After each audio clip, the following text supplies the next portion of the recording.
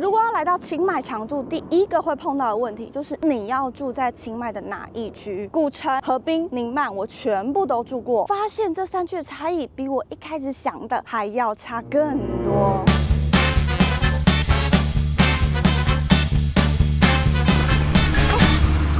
在流动里长定，大家好，我是石小草，欢迎来到了生活实验。今天这一集呢，就要来完整跟大家分享我住完了清迈3区，包含了古城区、河滨区，还有宁曼区，优缺点告诉你之外，也会告诉你，如果你是哪类型的朋友，比较适合哪一区。当然，最后我会告诉大家我的选择。在正式开始之前，我要先告诉各位，我原本选的那个区域跟我最后选的区域竟然是不一样的。来之前，当然对清迈会有很多憧憬。每一区会有每一区在网络上看到的评价，我就会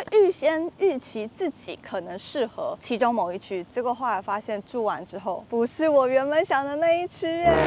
介绍的顺序会由我居住的前后顺序跟大家介绍。第一个就是古城区。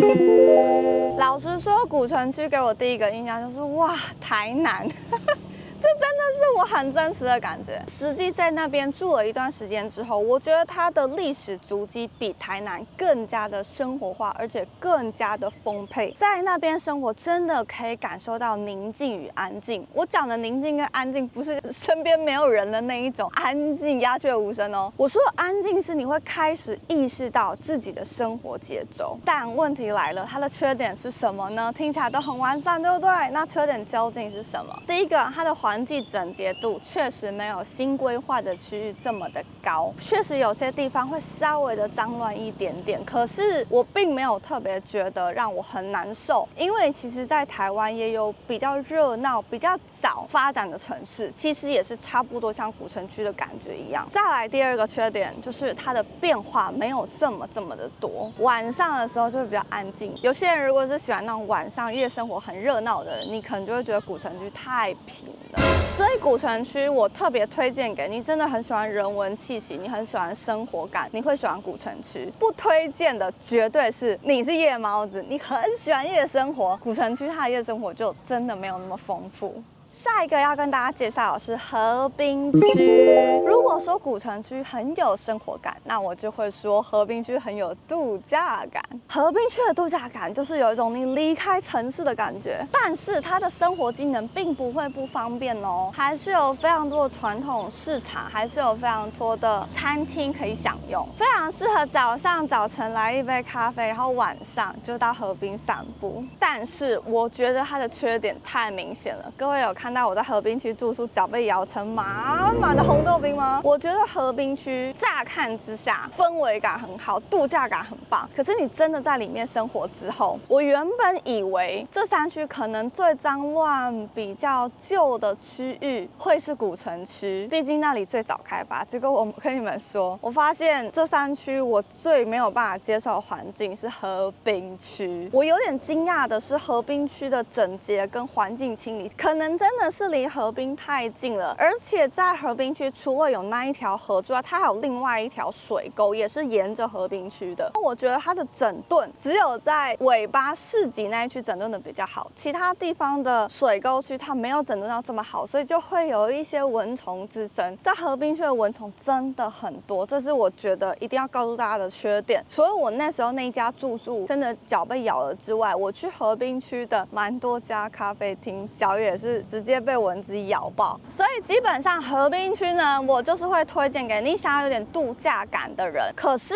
你不会有太高的洁癖，懂我意思吗，各位？因为它的度假感虽然有，可是它的环境真的是我个人认为3区里面环境真的需要加强的一区。所以如果你没有很有洁癖，你又希望有度假感的话，我觉得河滨区可能会适合你。再来第3区就是宁曼区了，这也是3区里面最现代，而且呢是最不像清迈的一区，非常的国际化，非常的有城市感，咖啡厅、共享空间密度都很高。我在还没有来清迈之前，很多人都说清迈的宁曼区是数位游牧的圣地，我非常的同意。它的生活机能其实跟古城一样的方便，走路就可以到你想要去的任何地方。可是2区商店的风格，我觉得有点不太一样。样，然后消费金额也有点不同。而我刚刚说宁曼区的所有优点，也完整了反映它所有的缺点，人多、很城市化、很国际化。所以说，如果你是想要体验在地生活的朋友，宁曼区真的是最没有在地生活感的地方。再来，人多车多，所以嘈杂感就会比较重。而且宁曼区也是3区里面离机场最近的一个地方。开心的是飞机就会从你头上飞过去，但是不开心的就是你晚上睡觉的时候还是会听到飞机的噪音。这一区就是观光感特别的强，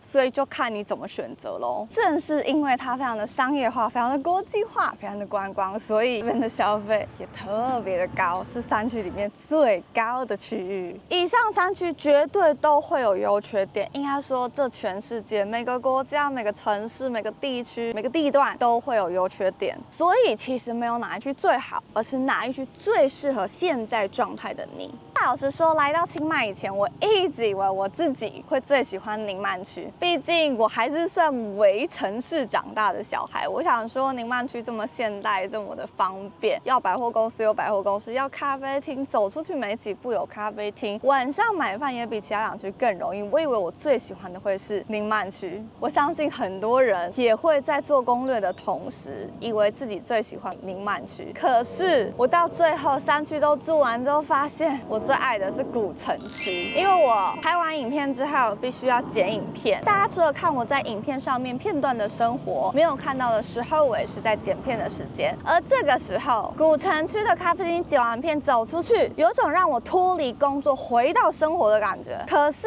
如果我在宁曼区，在咖啡厅剪完影片走出去，我的感受是，我好像来到一个观光商业区，就是没有那么生活化。而且我一开始来清迈的目的还蛮明显的，就是我想要来感受清迈在地，所以我真的最喜欢古城区，真的让我慢慢有找回生活感、过生活的节奏。我在古城区的时候，真的是边走边看，哇，看到这个建筑好美，就停下来一下；哇，看到这个商店很有特色，就进去看一下。就你真的在过生活。我最近滑影片的时候滑到一句话，我觉得是蛮有感的。大家好像很容易把生活变成在追求某一个目标的成功，可是我们应该要做的是过生活，过